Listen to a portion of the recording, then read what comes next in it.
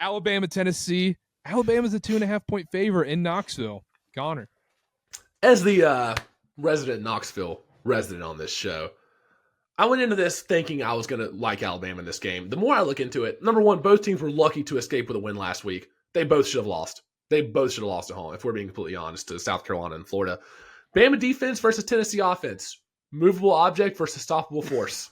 I mean, I don't think there's a better way to put it. Alabama defense, 63 points given up over the last 10 quarters. 8 of those quarters were against SEC powerhouses, Vandy and South Carolina. So there's my number 1 point. Number 2, Tennessee offense, 25 points or fewer in 3 straight. Failed to score 20 points in regulation in the last 2 games. I don't know what to do. Bama D versus Tennessee offense. Don't feel great about either of those. Here is where I make my claim. Alabama's rush defense, shaky so far. They're ranked 47th in opponent rush yards per game. They allowed 132 to South Carolina and then 166 in that loss to Vandy. Meanwhile, Tennessee ranks 4th nationally in rushing yards per game. Yes, they've had a few cupcakes. I want to put an asterisk there. Those are slightly skewed because of some early blowout wins. But Dylan Sampson has been great this year. Stud. In a year where Nico has struggled in the last few games, Dylan Sampson has been that consistent, steady hand on offense. 112 rush yards versus Florida, 140 versus Arkansas, 92 versus OU, 132 versus NC State in that route. He has been great. These are still mid-tier SEC defenses he's going against, and he's still putting up numbers. Sampson's also 2nd nationally in rushing touchdowns with 15, only trails Ashton Gentile has 17. The one thing that worries me for Tennessee in this spot is playmakers on the outside. I think Alabama's weapons are better. Tennessee's wide receiver room is the definition of average. Like Squirrel Wright, fine. Brew McCoy, fine. Yeah, the definition of average. And that does not do any favors for a young quarterback like Nico. However, UT defense has been their strength. 6th in NCAA, less than 81 rush yards allowed per game. 5th in total yards per game. 2nd in opponent yards per play. I trust Tennessee and this defense to make life hard on Jalen Milroe. That is my calling card here. I believe Josh Heupel is going to have a run-heavy, Dylan Sampson-centric approach to this game. I think they're going to try to control time of possession.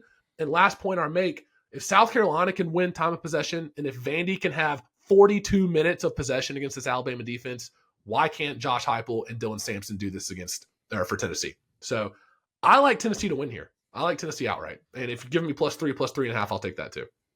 Dylan. Sorry, that was kind of long, but I actually have a stronger opinion than what I thought. I have points I want to talk about, but I want Dylan to go have first. Points, Carter? I want Dylan to go first, though. Couple things that stick out to me. Here's what I'll say, Connor. I agree. Dylan Sampson's been a stud.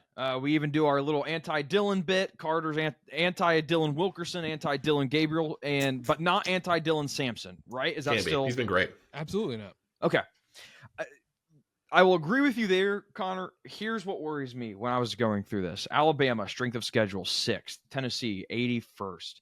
Yes. Now Tennessee started with some cupcakes. Some of those numbers are skewed, and I want to make that note. And you said that, you brought that up, so I'm not holding that against you. Alabama, passer rating when under pressure, 108. Tennessee, 34.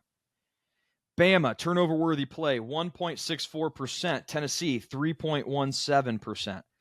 There's a matchup here that I really want to highlight for Alabama. Overton on the edge and Keenan the third, interior defensive lineman against Campbell and Spraggins, the right side of this offensive line for Tennessee. That's a huge problem. That is a ginormous problem for Tennessee. And we've talked about Nico. Listen, Nico guy. I'm a Tennessee fan, right? Everybody's going to say bias. Dylan, you're biased. I'll say when my teams are going to lose. I'm on Alabama here. But Nico, this is really a position to where going into the Oklahoma game, what did I want to see? I wanted to see Nico step up when it mattered. Oklahoma game, he really wasn't given that opportunity, right? The offensive line was decimated. Heupel said he put his foot off the gas. I cannot trust Nico in a big game like this, especially if it comes down to him game-winning drive. This offensive line is making life awful for him for Tennessee.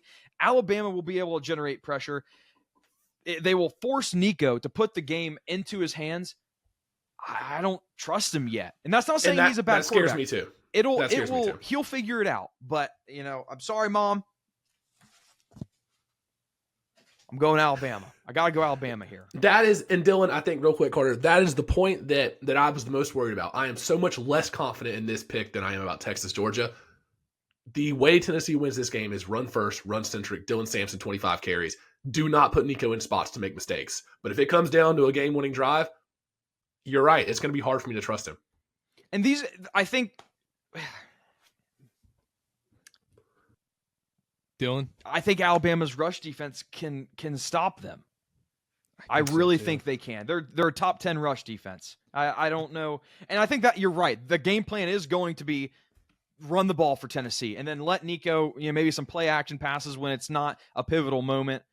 Mm-hmm. I don't know how much success Tennessee is going to have running the ball. I think it's Alabama. I think it's Alabama big. I hate that I like both the favorites in the SEC matchup.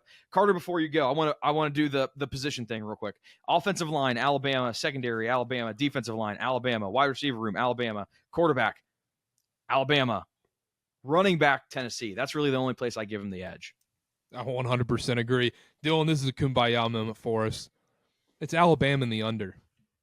I don't hate the under. I'm not going to take it, but I don't hate it. It's Alabama in the under. Everything, you look at every stat, you look at every PFF grade, you look at just strength of schedule, big wins and whatnot. Everything in this game tells you Alabama should win. The only reason I'm not sitting here saying Alabama's going to win by 3 scores is because this game's played in Knoxville, and we know how crazy and how weird games can get in Knoxville. So I'm not going to sit here and say Alabama's going to win by 3 scores. If this game was at a neutral side, I would. And that's why I'm picking Alabama here, because you mentioned it, Dylan. You look at the offensive line versus the D line of Alabama. Nico is going to get pressured, and we see what happens to Nico when he gets pressured. Not just the stats. Yeah, he ranks very low when he gets pressured, but also when you watch the games, you can see he's young and he freaks out. Now, I'm not saying Nico is going to be a bad quarterback, but right now he's struggling. We saw what Arkansas could do to him. Alabama's going to be able to do the same thing. And Connor, you also mentioned this. The wide receivers for Tennessee are so bad. They're not average. They're a bad wide receiver group. They are a bottom-tier SEC wide receiver group, and they also can't stay healthy. They're half the game, they're going to second stringers. They couldn't stay healthy against Florida in this game. I don't trust Nico on a 2-minute drive yet. We saw that once again. It helps big time that this game's being played at Knoxville. I don't like taking a road favorite in an SEC spot, especially a game in Knoxville at Tennessee. But this Tennessee offensive line is going to get obliterated, and Nico's not going to have a chance. I would agree with you if I hadn't seen the path to beat Bama already. Are we going to sit here and act like Vandy's O-line's amazing, or we're going to sit here and act like South Carolina's O-line's amazing? Vandy's O-line's not that bad.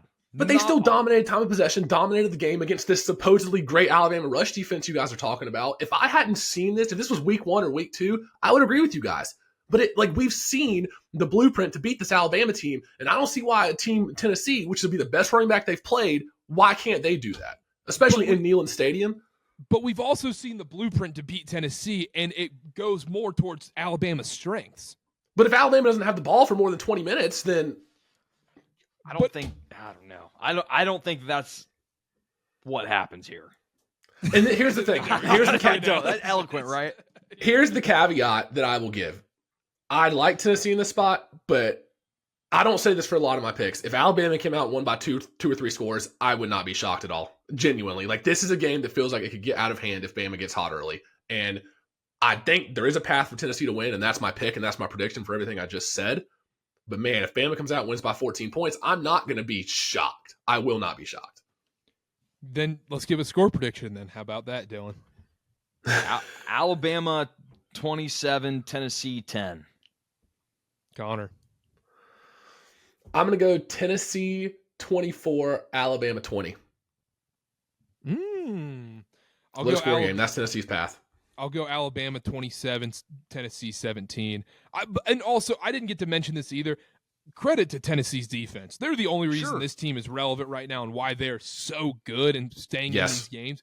Because this offensive line is such a problem. It's so bad. It's so bad. But Carter, didn't you just trash Jalen Milroe? You're going to trust Milroe against this Tennessee defense? Has been pretty good. Yeah, because we saw him do it against Georgia. Yeah, true. Fair.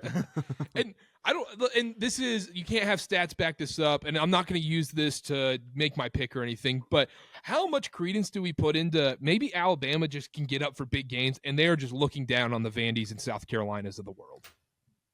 Yeah, I mean, I think that's a valid point to bring up. Yeah, I mean, but also it's like you can't use that going into a game being like, well, that's why they're going to win. They got up for Georgia, and they didn't get up for South Carolina or whatever. It's like, no, that doesn't matter. Maybe this is the Nico Heisman moment we're waiting on, guys. No, that's next season. That's a 2025. Yeah, probably.